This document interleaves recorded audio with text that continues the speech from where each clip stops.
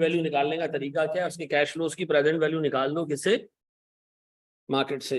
अच्छा जी, market rate से निकाल लो, ऐसा? सर आज हमारी 7th क्लास है, ऐसा? माशाल्लाह ठीक ठाक स्पीड से हम जा रहे हैं, और रमजान के महीने में हम जो है ना वैक अपना पूरा कर लेंगे। रमजान के महीने में हमारा जो दूसरा टॉपिक है फॉरेक्स, वो भी अच्छा खासा हम निकाल। देखिए सर, जो वैक के अंदर डेट है ना, वो कुछ 3 टाइप का है, ठीक है जी। और आप कह लें कि चौथा टाइप भी डाल दें। एक हमारे पास ट्रेडेड डेट है, एक हमारे पास सर बैंक लोन है, एक हमारे पास कन्वर्टेबल्स हैं, और एक हमारे पास प्रेफरेंस शेयर्स हैं। मैं इसको डेट एंड अदर फाइनेंस कह देता हूं, ठीक है जी। सर ये 4 चीजें आपने पढ़नी है, traded debt, bank loan, convertible bonds और प्रेफरेंस शेयर्स। ये वो सोर्सेज ऑफ फाइनेंस है जिससे कंपनी को पैसा मिलता है। एक तो इक्विटी से मिलता है, कंपनी डिबेंचर भी इशू कर सकती है, कंपनी बैंक से भी लोन ले सकती है। एक चीज होती है कन्वर्टेबल बॉन्ड्स, थोड़ा सा आगे जाके हम पढ़ेंगे। एक चीज होती है प्रेफरेंस शेयर्स। इक्विटी के अलावा ये 4 सोर्सेज ऑफ फाइनेंस है जो तुम्हारे कोर्स में, इनके थ्रू कंपनी पैसा जमा कर सकती है, ठीक है जी। ठीक है जी। अच्छा जी, सर हम सबसे पहले डिस्कस करेंगे ट्रेडेड लोन्स को। बैंक लोन को हम बहुत ब्रीफली डिस्कस करेंगे क्योंकि इसकी जो है वो कैलकुलेशन बहुत आसान है। फिर इसके बाद सर हम कन्वर्टेबल्स पे जाएंगे, और इसके बाद सर हम फिर प्रेफरेंस शेयर्स पे जाएंगे। लास्ट 3 अटेम्प्ट से एग्जामिनर ने या तो प्रेफरेंस शेयर्स या कन्वर्टेबल्स या प्रेफरेंस शेयर्स या कन्वर्टेबल्स यही पूछे, ठीक है जी। Equity, long term debt, convertibles, equity, long term debt, preference shares, equity, long term debt, convertibles. ये 3 अटेम्प्ट्स की मैंने आपको कहानी बता दी, ठीक है जी। 3 अटेम्प्ट्स में इक्विटी और डेट के साथ साथ या तो कन्वर्टेबल है या प्रेफरेंस शेयर्स है। इसका मतलब है सर ये 4 चीजें अगर किसी बंदे की ग्रिप में, इनकी मार्केट वैल्यू निकालना है और इनकी कॉस्ट निकालने आ जाए, यानी जैसे आपने केई पढ़ा और मार्केट वैल्यू पढ़ा, यहां भी आपने पढ़ा केडी और मार्केट वैल्यू, अगर ये चीजें कैलकुलेट करना आती है, इन सब की मार्केट वैल्यू और इन सब की कॉस्ट, वह खत्म हो जाएगा, ठीक है जी। तो हम सबसे पहले उठा रहे हैं कौन सा डेट? Traded debt. ये ट्रेडेड डेट क्या होता है सर? सर एक कंपनी अपना अब पीडीएफ उसके साथ ही अपलोड होती है जी सर।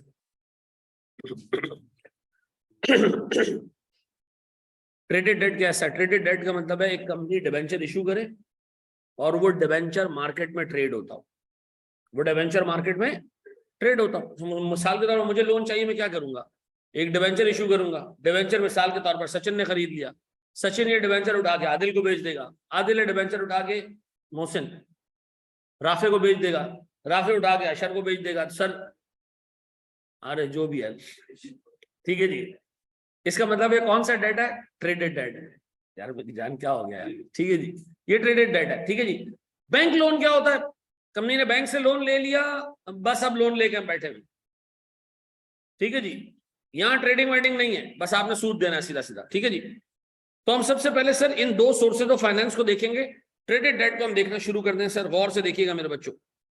सर एक कंपनी ने एक बॉन्ड इशू किया जमाने पहले। आज उस बॉन्ड की, अच्छा उस बॉन्ड की फेस वैल्यू है 100, उसका कूपन रेट है से 12%। इसका क्या मतलब है? ये बॉन्ड 12% के हिसाब से सूद पे करती है। करंट मार्केट रेट शायद 12% ना हो, लेकिन जब इशू हुआ था ये उस वक्त 12% रहा होगा, तो इसलिए कंपनी 12% से सूद पे करती है, ठीक है जी। अच्छा जी, फिर मार्केट रेट इस वक्त चल रहा है सर कोई 9%, और इस बॉन्ड का रिमेनिंग टेन्योर या टर्म यह है 3 साल। आपसे कहा जा रहा है जनाब इस बॉन्ड की मार्केट वैल्यू मालूम करके दें। क्या करें? मार्केट वैल्यू मालूम करें। कैसे मार्केट वैल्यू मालूम होगी sir? Market value is the present value of all cash flows. Cash flows में 2 ही चीजें होंगी, इंटरेस्ट और प्रिंसिपल एट मार्केट रेट। तो सर अगर कोई मुझसे पूछे कि इसकी मार्केट वैल्यू मालूम करनी है इस बॉन्ड की, मैं कहूंगा बहुत आसान है, 1 साल, 2 साल, 3 साल। एज एन इन्वेस्टर अगर मेरे पास ये बॉन्ड मौजूद है तो मुझे इस पे मिलेगा इंटरेस्ट कितना, 12, 12 और 12, और एंड पे आके क्या मिलेगा, रिडम्पशन कितने की, 100 रुपए पे।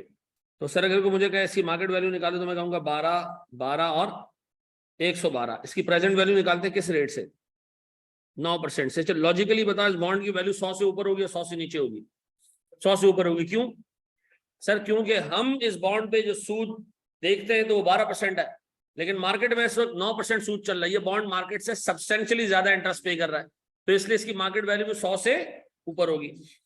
कितना, सीधा सीधा 108।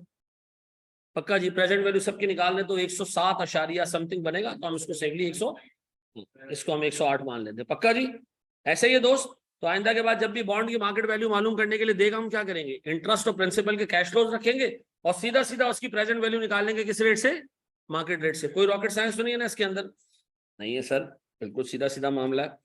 कॉपी करना है तो करें, हम आगे बढ़े, करते जाए करते जाए। अच्छा जी, अब यार तुम भी कमाल हो, एक टाइम पे आ गया, अल्लाह तुम्हें भी दे दे। प्रीमियम लेक्चर भी पोर्टल पे अपलोड होंगे, ठीक है जी, बोर्ड में लिखना आप दोस्त। अब मैं एक छोटा सवाल तुमसे पूछता हूँ सर, इज इट पॉसिबल कि एक बॉन्ड हो, वो आपसे कहे कि जी इस बॉन्ड की फेस वैल्यू तो 100 है, फेस वैल्यू तो 100 है, ठीक है जी, इसका कूपन रेट 10% है, 10% कूपन रेट है। आज मार्केट रेट चल रहा है से 8%। इस बॉन्ड का रिमेनिंग टर्म है 3 साल, लेकिन इस बॉन्ड की जो रिडम्पशन वैल्यू है ना, ये क्या होती है, जो एंड पे मिलेगी वो 105 है। अच्छा, ऐसा क्यों होता है, रिडम्पशन एंड पे 105 क्यों दे रहे हैं भाई? नहीं नहीं नहीं, देखो सुनो, मिसाल के तौर पर मेरा नया बिजनेस है, बिल्कुल नया बिजनेस है, मैं चाहता हूं कि मैं शुरू में सूद कम पे करूं, मार्केट में रेट चल रहा है 10%, मैंने बॉन्ड इशू किया, मैंने अवाम को कहा मैं 9% दूंगा, 8% दूंगा, ठीक है जी, या मार्केट में 12% चल रहा है, मैं 10% दूंगा। अवाम ने कहा भाई हम पैसा क्यों इन्वेस्ट करें तुम्हारे पास, मैंने कहा मैं एंड पे आके ना आपको प्रीमियम दे दूंगा, अमाउंट दे दूंगा बड़ा, ठीक है जी। तो याद रखना, इफेक्टिवली जो IRR होता है ना डे 1 पे, वो मार्केट रेट के बराबर होता है, ठीक है जी। कूपन रेट मार्केट रेट के बराबर नहीं होता, क्या बराबर होता है, IRR, यानी इफेक्टिवली आप क्या पे करो। मैं कह रहा हूं शुरू में सूद कम दूंगा, एंड पे आके क्या कर दूंगा। इसका मतलब है सर जब ये बॉन्ड इशू हुआ होगा तो उस दिन मार्केट रेट 10% से ऊपर होगा, तो हमने कूपन रेट सेट कर दिया किसके ऊपर, 10 पे, लेकिन हमने वादा कर लिया कस्टमर से, इन्वेस्टर से, कि हम क्या करेंगे एंड पे आके, हमें क्या सर, हमें क्या मालूम करनी है इसकी मार्केट वैल्यू मालूम करनी है। मार्केट वैल्यू कैसे मालूम होगी, आप कैश फ्लोज की प्रेजेंट वैल्यू निकालें किस रेट से, लेकिन कैश फ्लोज में जो रिडम्पशन होगी उस पे क्या करोगे, 105 रखोगे, शाबाश, करो जरा बताओ। कूपन रेट एसन कहते हैं उस अमाउंट, उस रेट को जिससे कंपनी ने सूद पे करना है। 109, आदि शोहर,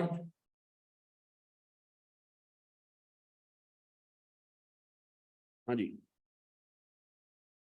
शोहर, रकम, इंटरेस्ट 10, 10 और 10, रिडेम्पशन कितना जी, प्रेजेंट वैल्यू 8%, कितना जी, अच्छा मतलब ये वाला चलेगा इस तरह, डायरेक्ट डायरेक्ट वाला, चलो जी पक्का जी, बुलड़ू समझ आ रहा,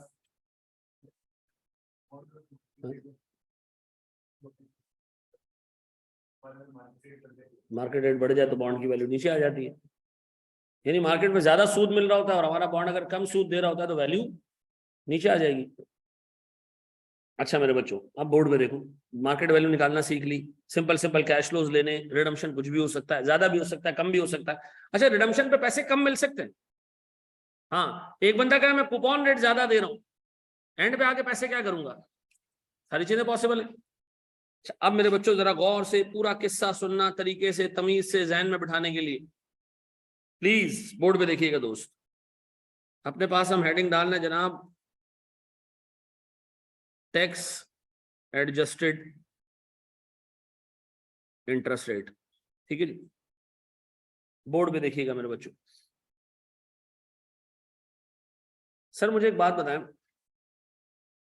मैं आपके सामने ना एक किस्सा रख रहा हूं सर, ये शायद मैंने आप लोग FAR1 में भी सुनाया हो। एक पाकिस्तान की बड़ी मशहूर कंपनी है, ठीक है जी, उसका नाम है ABC लिमिटेड, ठीक है जी। क्या नाम है उसका? ABC लिमिटेड, ठीक है जी। नाम नहीं बता रहा मैं, ठीक है जी। तो है, नहीं नहीं नाम नहीं बता रहा मैं क्यों बताऊं एंग्रो। अच्छा जी, तो ABC कंपनी एक पाकिस्तानी कंपनी है। इस पाकिस्तानी कंपनी ने अवामुन्नास से पैसा लिया, ठीक है जी, अवामुन्नास से पैसा लिया, अवामुन्नास को बॉन्ड इशू किया। गौर से सुनना, इस बॉन्ड का सूद का रेट था 13%। कितना? अवामुन्नास को 13% सूद देने का वादा कर लिया, ठीक है जी, और अवाम से ले लिए 100 रुपए। डन है जी। इस 100 रुपए में साल का कितना सूद पे करेंगे? 13 रुपए का सूद पे करेंगे। डन। ये कंपनी कौन सी है sir? ABC company. Done. ABC company अपना प्रॉफिट इस सूद को देने से पहले ऐसे कैलकुलेट करती थी, sales 4000, cost of good sold 2500, तो हमारा GP कितना आ गया? 1500। ऑपरेटिंग एक्सपेंसेस 300 रुपए के, तो हमारे पास profit before interest and tax 1200। सूद कोई नहीं है, आज से पहले सूद कोई नहीं था। 1200 रुपए का क्या बचता था हमारे पास? प्रॉफिट बिफोर टैक्स, ऐसा। और फिर हम इस पे लगाते रहे टैक्स 30% का। कितना आता है जी? वेरी गुड जी। हमारे पास नेट प्रॉफिट आता था कितना? 800। अब बताओ, जब मैं इस 13 रुपए के इंटरेस्ट एक्सपेंस को, अच्छा इस 100 की जगह 1000 कर दूं उसको, अगर इस 1000 रुपए के बॉन्ड पे 13% का सूद होगा तो 130 होगा। अगर मैं इस PNL में 130 रुपए का सूद डालूं तो मेरा प्रॉफिट 840 से कम हो जाएगा, ऐसा है कि नहीं है? तो 840 में से जरा माइनस करो 130, कितना आता है? 400, 710, 710, ऐसा है? चलो जी आओ जरा इसको डालते हैं। सेल्स हमारी 4000 ही रहेंगी, ठीक है जी। 2500 रुपए का हमारे पास आ गया sir cost of good sold. कितना आ गया जी? 1500 रुपए का GP, 300 रुपए के ऑपरेटिंग एक्सपेंसेस, 1200 रुपए का profit before interest and tax, 130 रुपए का इंटरेस्ट। क्या बचा? 1070। और टैक्स कितना आ रहा है? 320। बचा क्या? ये क्या सीन हो गया? बताएं, प्रॉफिट कितने से गिरा? प्रॉफिट कितने से बढ़ा? प्रॉफिट कितने से गिरा? सॉरी, 91। जबकि सूद बुक हुआ 130 का। याद रखिएगा मेरे बच्चों, जब भी एक कंपनी सूद पे करती है, इंटरेस्ट पे करती है, उसके ऊपर पूरा पूरा बर्डन नहीं आता। दूसरी तरफ टैक्स एक्सपेंस की वजह से उसका, सॉरी, इंटरेस्ट एक्सपेंस की वजह से उसका टैक्स सेव हो जाता है। अगर कोई पूछे जी टैक्स सेविंग आई, हम कहेंगे हाँ बिल्कुल आई। कितने की? 360 से हमारा टैक्स कम हो गया। कितना? कितना? 99, 39 रुपीज का टैक्स सेव हुआ। इसका मतलब 130 रुपए का इंटरेस्ट एक्सपेंस और डाला हमने PNL में, लेकिन 39 रुपीज हमारा टैक्स सेव हो गया। तो हमारी नेट बोरिंग कॉस्ट कितनी है? 91 रुपीज की। बोरिंग कॉस्ट कहते हैं इंटरेस्ट को, नेट बोरिंग कॉस्ट कितनी है? 91। नजर कितनी आ रही थी? 191। तो बताए मेरा इफेक्टिव रेट कितना आता है?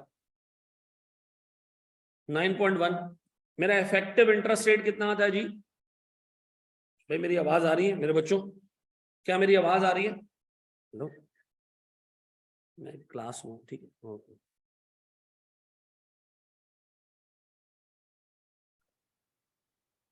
हाँ जी, मेरी इफेक्टिव बोरिंग कॉस्ट कितनी है? 9.1। अच्छा, पब्लिक को क्या नजर आ रही है कितनी है? 13%, लेकिन असल में कंपनी को लोन का जो रेट पड़ रहा है वो 9.1% पड़ रहा है। क्यों सर? टैक्स सेविंग्स की वजह से। तो इसका मतलब है अगर हमारे पास 13% की बोरिंग कॉस्ट होगी ना, तो 1 minus tax rate, tax rate कितना है?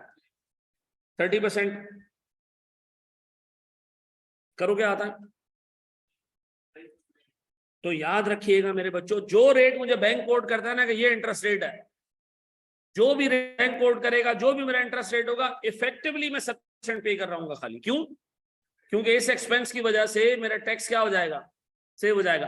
अगर आज आपसे कोई पूछे कि भाई एंग्रो का या इस कंपनी का, एक एंग्रो हमने एक ऐसी नाम दे दिया इसको, बोरिंग कॉस्ट कितनी है? आप कहोगे जी 9.1%। ऐसा? और तो सुनना मेरे बच्चों, इन्होंने क्या किया, आवाम से पैसे तो ले लिया 1000, किस लिए लिए? बिजनेस करने के लिए। ऐसा? इन्होंने ये पैसा डाल दिया म्यूचुअल फंड्स में। म्यूचुअल फंड्स में 1000 रुपए चले गए। म्यूचुअल फंड पे रिटर्न मिलने लगा 11% का। कितने का? दुनिया परेशान। 13% पे सूद पे पैसे लेते हैं, मनुष्य 11% पे इन्वेस्ट कर देते हैं। ये क्या पागल है? म्यूचुअल फंड की इनकम टैक्स, म्यूचुअल फंड की इनकम टैक्स एग्जेम्प्ट है। म्यूचुअल फंड की इनकम टैक्स एग्जेम्प्ट है। इससे जो इनकम मिलेगी उस पर कोई टैक्स नहीं है। अब लोग परेशान है, भाई ये क्या तरीका है? 13% पे सूद पे पैसा लिया, 11% पे लगा दिया। नहीं, 11% पे नहीं, 11% पे लगाया, लेकिन 13% इनकी कॉस्ट नहीं है। कॉस्ट कितनी है? 9.1। ये 1.9% की इनकम कमा रहे हैं। किसके पैसे पे? आवाम के पैसे। ठीक है जी, आवाम के पैसे पे कमा रहे हैं। इतनी अकल बाद में लोगों को आई कि यार इनकी तो इफेक्टिव बोरिंग कॉस्ट 13% थोड़ी है, इनकी इफेक्टिव बोरिंग कॉस्ट कितनी है?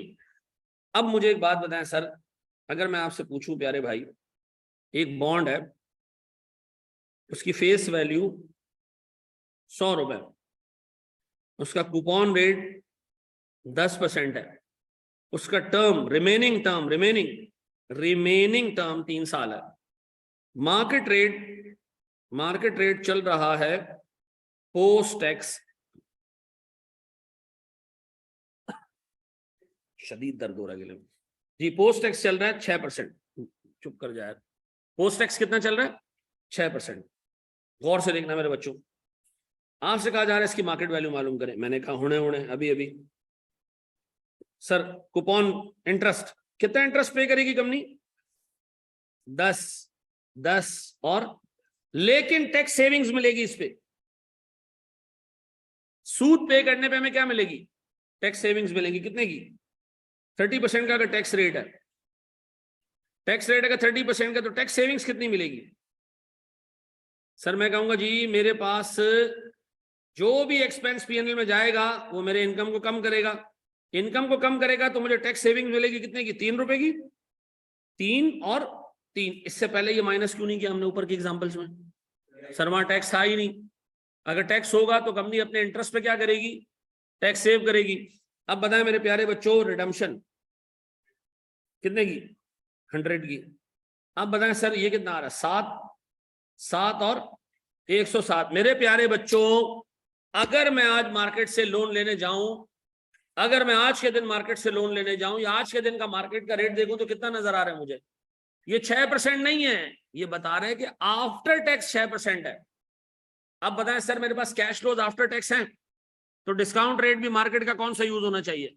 After tax discount rate. तो याद रखिएगा, पोस्ट टैक्स कैश फ्लोज को डिस्काउंट करने के लिए भी क्या यूज करेंगे हम? पोस्ट टैक्स रेट यूज करेंगे। ये पोस्ट टैक्स रेट कैसे आया होगा? नहीं आया कैसे होगा? कैलकुलेट कैसे हुआ? मार्केट में रेट कुछ और होगा, उसको हमने 70% से मल्टीप्लाई किया होगा, तो ये टैक्स रेट आ गया होगा। कितने का? 6%। तो सर मैं क्या करूंगा, मार्केट के जेन्युइन रेट से इसकी डिस्काउंटिंग नहीं करूंगा, बल्कि मार्केट के रेट को पहले क्या करूंगा?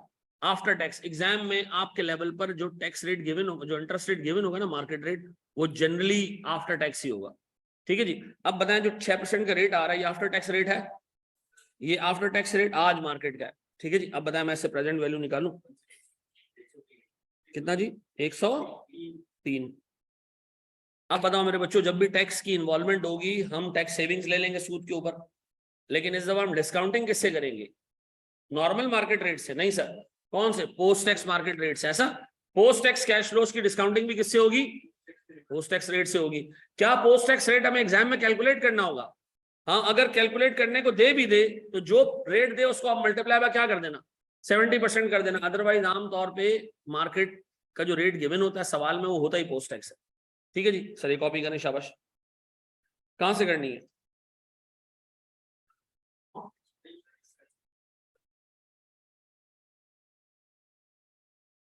चार साल है। अच्छा मेरे प्यारे बच्चों बोर्ड पे देखना। फिर सर मेरे पास इंटरेस्ट कितना जी?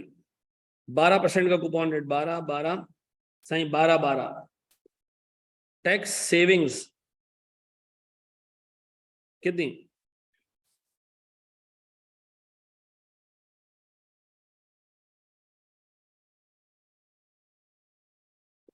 फिर जी रिडेम्पशन,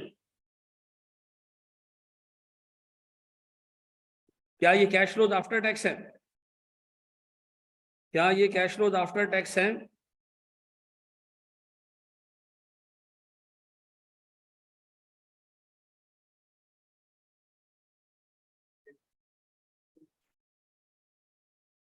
कितना जी?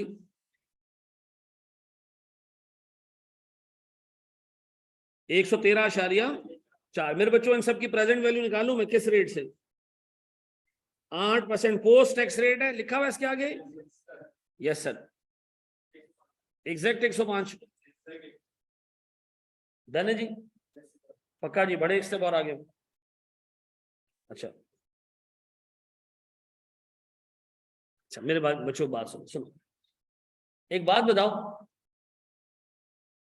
सुनो गौर सुनो, सारी चीजें छोड़ो, छोड़ दो लिखना, छोड़ दो लिखना, छोड़ दो, पहले लिख लो फिर सुन लो। चलो लिख लो, रुक जाता हूं, रुक।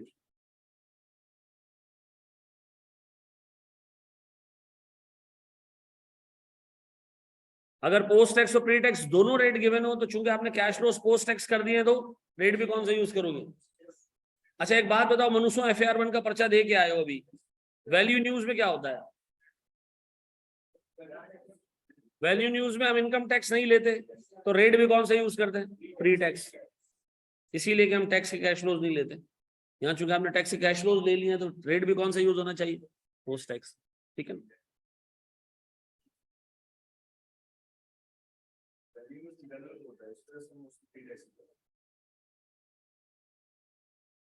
और वैल्यू न्यूज के लिए पहले प्री टैक्स और पोस्ट टैक्स दोनों दोनों दोनों कैलकुलेशन होती थी, बाद में स्टैंडर्ड ने मना कर दिया।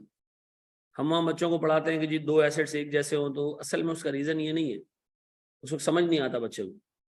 अब बता दें कि जी रीजन ये है कि दोनों अप्रोचेज अलाउड थी। प्री टैक्स कैश फ्लोज को प्री टैक्स रेट से डिस्काउंट करो, पोस्ट टैक्स को पोस्ट टैक्स रेट से डिस्काउंट करो। बाद में यूनिवर्सली जो है वो एक बंदे एक तरीके से चल रहा है, दूसरा दूसरे तरीके से चल रहा है, थोड़ा सा फर्क आता है दोनों में। तो फिर ये डिसाइड हुआ कि जी चूंकि हमारा ये अकाउंटिंग स्टैंडर्ड है, स्टैंडर्ड का मतलब होता है यूनिफॉर्म, सबकी प्रैक्टिस यूनिफॉर्म होनी चाहिए, तो प्री टैक्स रेट और प्री टैक्स कैश फ्लोज ही ले लो ताकि जान ही छूट जाए। ठीक है जी।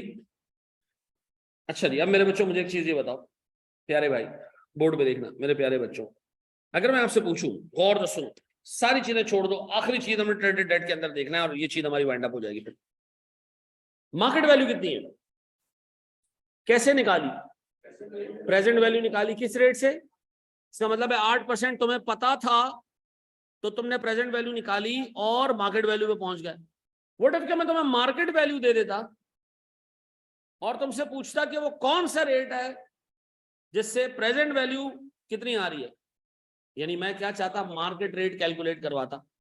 सर इस मेथड को हम कहते हैं IRR। ठीक है जी, क्या कहते हैं हम जनाब?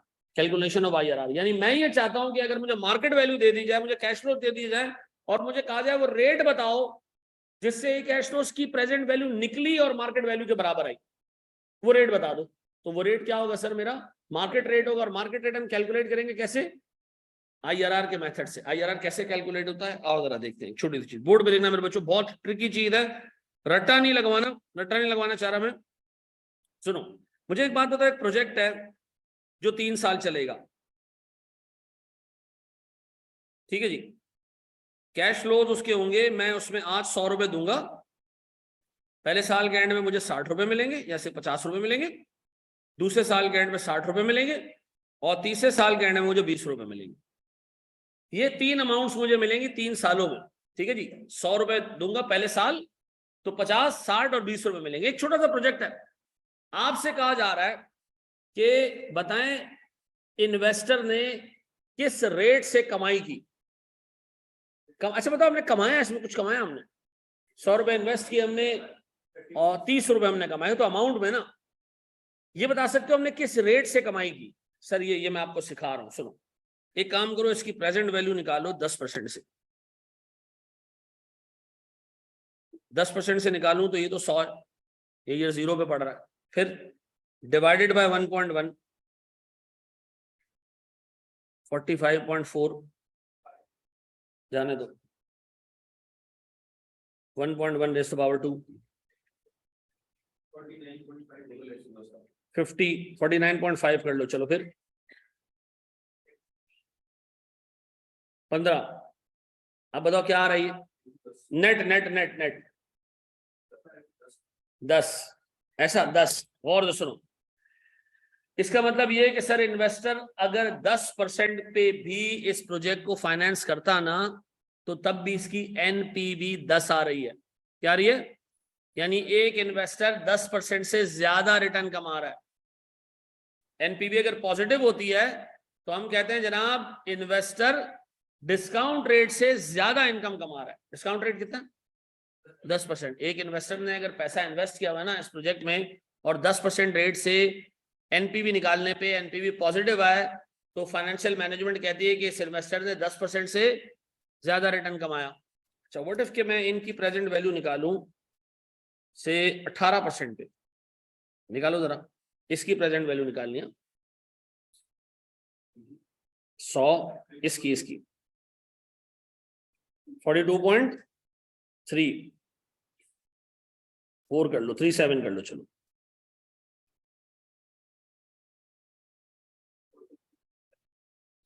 43,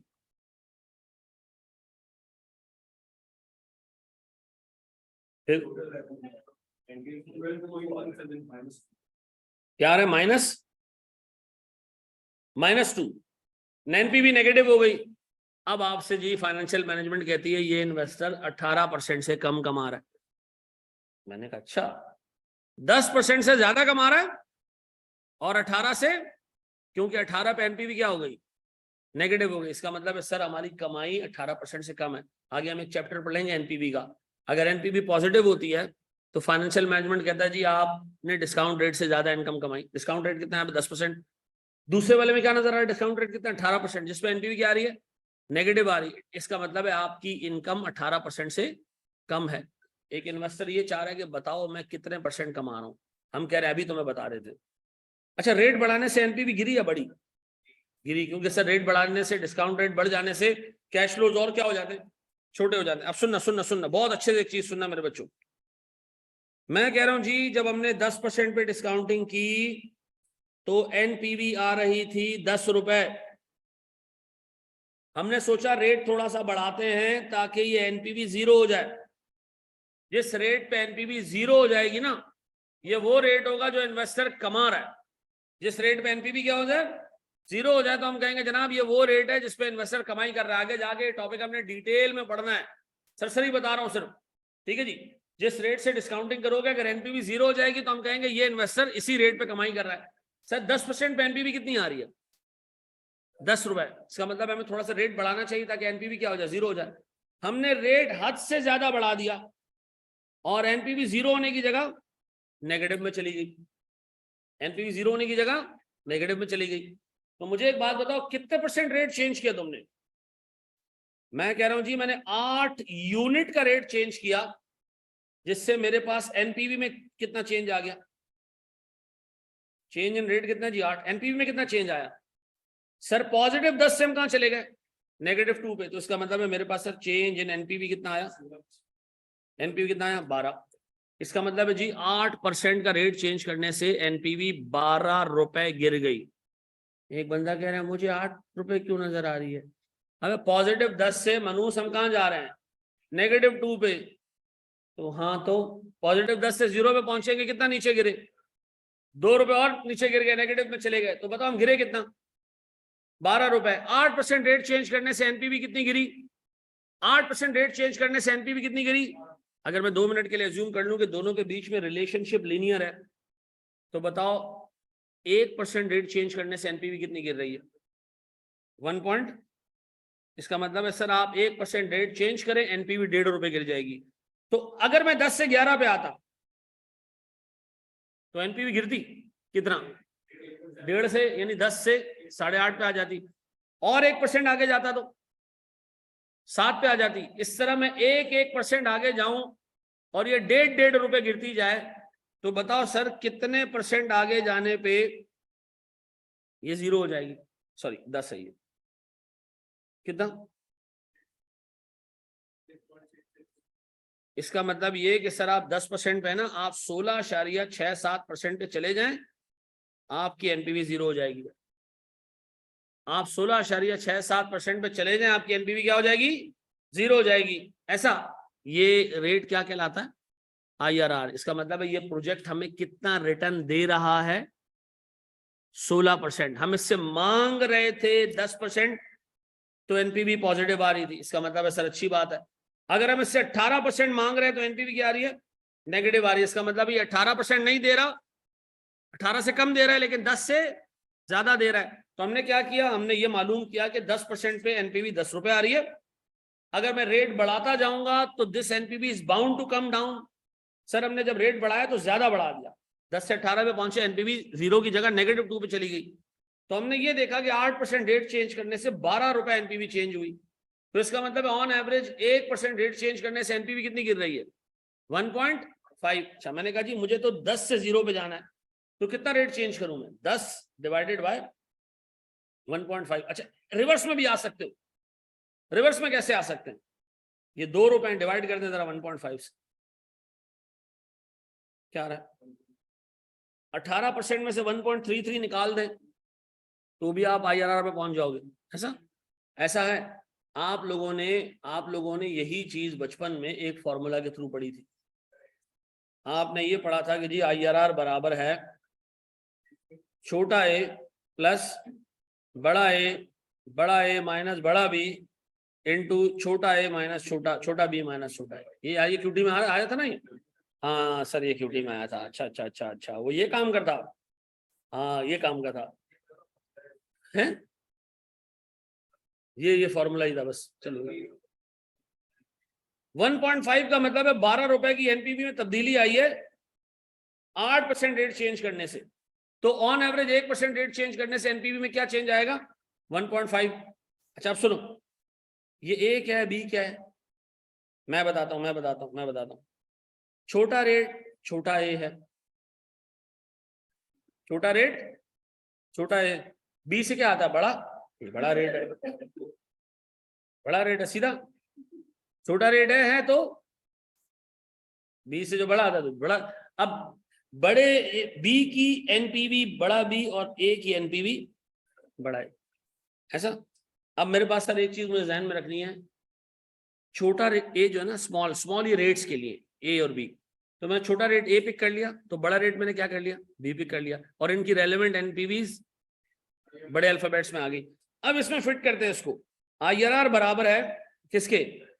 छोटा रेट प्लस 10 रुपए इसकी NPV, 10 minus 2, minus minus plus हो जाएगा। फिर 18% माइनस, निकालो जरा आईआरआर कितना आ रहा है। केडी कैलकुलेट कर रहे हैं, बिल्कुल हाथ सही करो। कितना? यही है। ऊपर मैंने आपको लॉजिक बता दी और नीचे मैंने आपको फॉर्मूला बता दिया। सर ये फॉर्मूला याद करना पड़ेगा, बड़ा आसान है। ये फॉर्मूला याद करना बड़ा आसान है। चारों कोनों पे ए को खड़ा कर दो और दरम्यान में बी को घेर लो, ठीक है ना?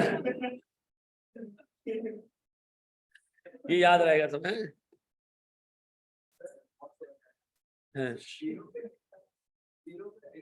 देखो एनपीवी का मतलब होता है वो अमाउंट जो फाइनेंसर्स को पे करने के बाद बच जाए। अगर मैं एक प्रोजेक्ट में 10% से रिटर्न कमाना चाहता हूँ, मेरा रिक्वायर्ड रिटर्न 10% है और वो एनपीवी पॉजिटिव है, प्रोजेक्ट की डिस्काउंटिंग करो एनपीवी पॉजिटिव आ रहा है, इसका मतलब है कैश फ्लोज प्रॉपर्ली रिड्यूस नहीं हुए। रिटर्न बच गया, इसका मतलब है 10% से ज्यादा रिटर्न दे रही है। अच्छा, मैं अगर 18% पे कैश फ्लो उसको काटूं तो कैश फ्लो ज्यादा कट गया, इसका मतलब है 18% का रिटर्न इसमें मौजूद नहीं है। तो मैं ये जानना चाहता हूं रिटर्न कितने परसेंट का मौजूद है, उसके लिए मैं IRR निकाल। ठीक है जी मेरे बच्चे। यहाँ बच्चा कीजिए हमारे में चमाटे मार के पड़ोसी का बच्चा ले आए हैं, ये थोड़ी होता है। चलो जी, पड़ोसी का बच्चा उससे ज्यादा निकम्मा है। सर बोर्ड में देखिएगा दोस्त, प्यारे बच्चों, मेरे पास सर 3 साल के कैश फ्लो IRR निकाल के दे दो खाली। 500 सर, 300 सर, 200 और 200 IRR निकाल के दे, शाबाश। सर IRR में पहला रेट कौन सा लेंगे? 10% ले लिया करो हमेशा, जिंदगी सुकून में।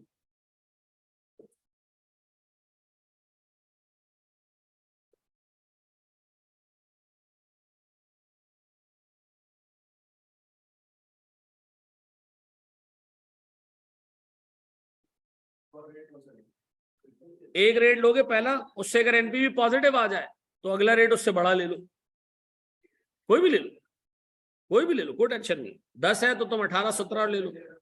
हाँ, पहला रेट 10% ले लिया करो।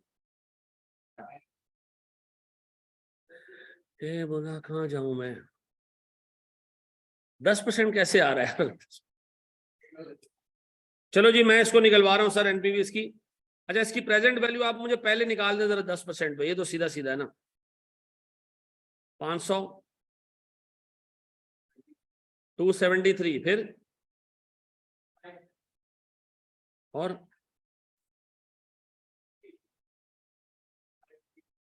कितना? ना ना, नेट 88 बचा। अच्छा खुद सोचो 2 मिनट के लिए, 88 500 का ठीक ठाक परसेंट बनता है। 88 जो है 500 का, 88 is how much percent of 500? हाँ, तो इसका मतलब है भाई IRR इससे कोई 12-15% आगे होगा, इससे कम नहीं होगा। ठीक है जी, हमने क्या किया जी, अगला रेट ले लिया 25%। ले लो ले लो, कोई टेंशन नहीं, हमारे बाप की जेब से नहीं जा रहा। 500 10, ठीक है बेटा, जाने दो। कितना? 29। कोई फर्क नहीं पड़ता इससे, जब फाइनल में आओगे मैं कहूंगा इतना बड़ा गैप नहीं रख सकते हो रेट्स में। आप अभी चला सकते हो, आप आपके लेवल पर इतना बड़ा गैप भी 2 रेट्स के बीच में हो सकता है, फाइनल में ये गैप 4-5% से ज्यादा का नहीं होता। वहां हम तरीका सीखते हैं, अभी नहीं, रूल ऑफ थंब सीखते हैं या नहीं जी। दोनों पॉजिटिव्स भी रख सकते हो, कोई टेंशन नहीं है, लेकिन यार एग्जाम में नहीं करना, वो खामखा जो है ना नंबर रख के बैठा होगा। हाँ जी, IRR बराबर है किसके? छोटा ए, छोटा ए, फिर छोटा बी, इससे रिलेटेड एनपीवी बड़े अल्फाबेट्स में। अच्छा सर, इसका फॉर्मूला सर, चारों कोनों में ए,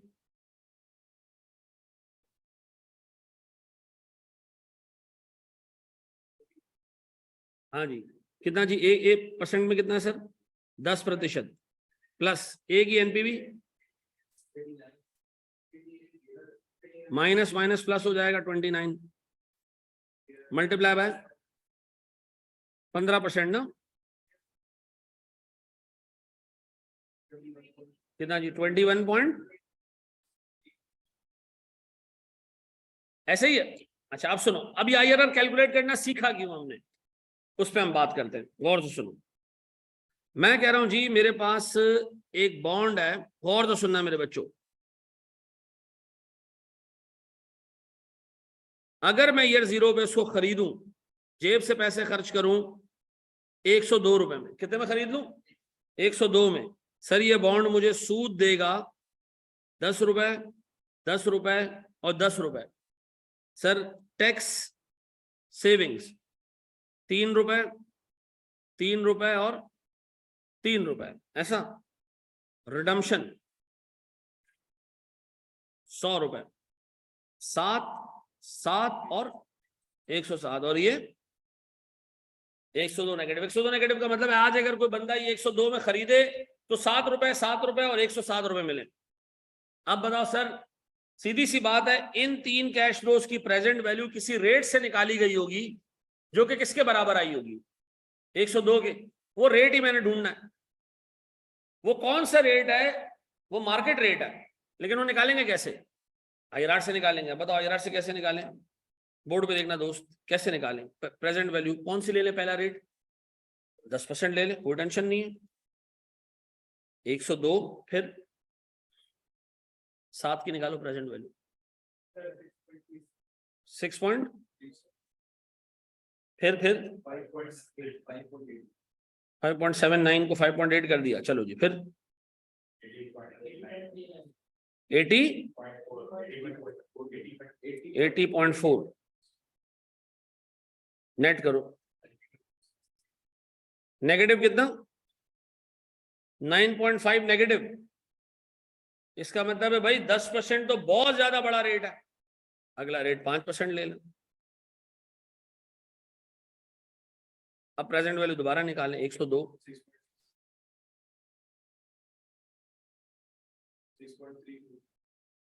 32।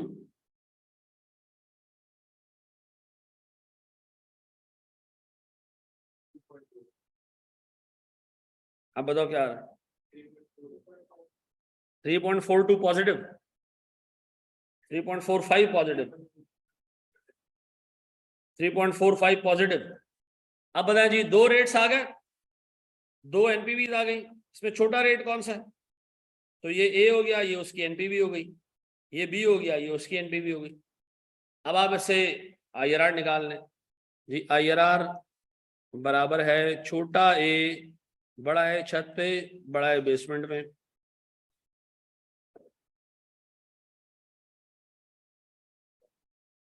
छोटे बी और छोटे ए बराबर वाले कमरे में। ए कितना जी? 3.0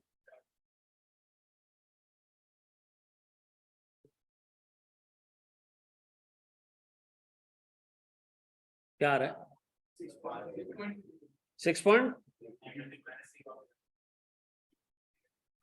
इन्ना लिल्लाहि व इन्ना इलैहि राजिऊन।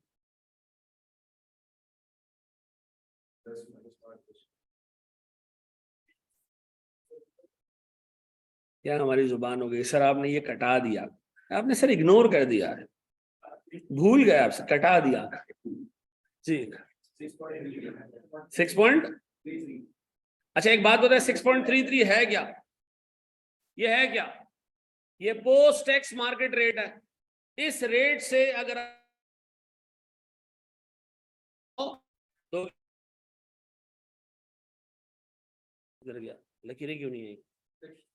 हाँ जी, एग्जाम में आपसे मार्केट वैल्यू दे के वो आईआरआर निकलवा सकता है, या मार्केट रेट दे के मार्केट वैल्यू निकलवा सकता है। ऊपर वाले सारे सवालों में आपको उससे मार्केट रेट दिया, क्या कैलकुलेट करवाया? Market value. अब उससे मार्केट वैल्यू दे दी, क्या कैलकुलेट करवाया? आईआरआर। तो ये 2 चीजें कैलकुलेट करवाएगा। और इन 2 चीजों के 6.33 को दोबारा बता दें, आपकी आवाज दोबारा, मतलब दोबारा ही बता दूं 6.33। ठीक सर, हमें 2 रेट्स मिल गए, 2 रेट्स मिल गए और 2 एनपीवीज मिल गई। तो हमने इन 2 रेट्स और 2 एनपीवीज को इस फंक्शन में डाल के 6.33 कैलकुलेट किया है। कासिम, ऊपर वाले फंक्शन ही यूज किया हमने।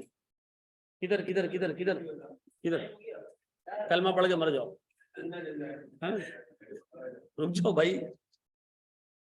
6.33 मार्केट रेट है जो आपने कैलकुलेट कर लिया है।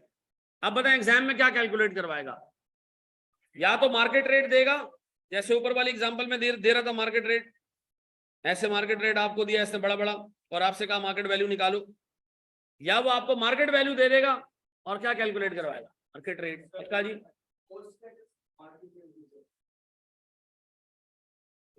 6.33 है क्या? 6.33 मार्केट रेट है। ए भी रिपीट कर दें, ए छोटा ए जो है वो छोटा रेट होता है, ये रहा सर छोटा रेट, स्मॉलर रेट, और बड़ा ए उसकी एनपीवी होती है। बी से बड़ा आता है तो बी से बड़ा रेट, और बड़े वाले बी से उसकी एनपीवी है। यार मैंने 5 सवाल उसको दिए हैं, इनफैक्ट पूरी किताब पूरा चैप्टर दे दिया उसको, आज शेयर कर देगा तुमके साथ। हाँ एक सवाल और देखते हैं हम जनाब। अच्छा मैं एक चीज आपसे कहूंगा कि अभी आप जब रिवीजन करने बैठेंगे इसकी, तो मैं आपसे ये कहूंगा भैया, जो मैंने वो लेक्चर्स बनाए ना वो बड़े कट टू साइज लेक्चर बनाए, ठीक है ना। जैसे यहाँ मैंने भी आपको ये 3-4 एग्जांपल्स कराई, ठीक है ना, उसमें जाओगे यही 3-4 एग्जांपल्स होंगी, लेकिन बहुत कंसाइज बनाए। मैं ये चाहता हूँ कि जब तुम रिवीजन करने बैठो ना, तुम्हारा टाइम वेस्ट ना हो, ठीक है जी। जो बच्चा घर में बैठ के पढ़ रहा है वो तो लाइव क्लास लेता भी है, रिवीजन के लिए ये क्लास दोबारा मत लेना। रिवीजन के लिए बहुत बेहतर है कि वो उससे लेके चले। देखो उसके अंदर टोटल वैक का चैप्टर आएगा तकरीबन कोई 9-10 घंटे के अंदर, लेकिन वो 9-10 घंटे के अंदर तुम लोगों का पूरा वैक बहुत तमीज तरीके से घूम जाएगा, बहुत तमीज से घूम जाएगा। मैं आज अगर एक सेकंड लेक्चर, मैंने आज 4th लेक्चर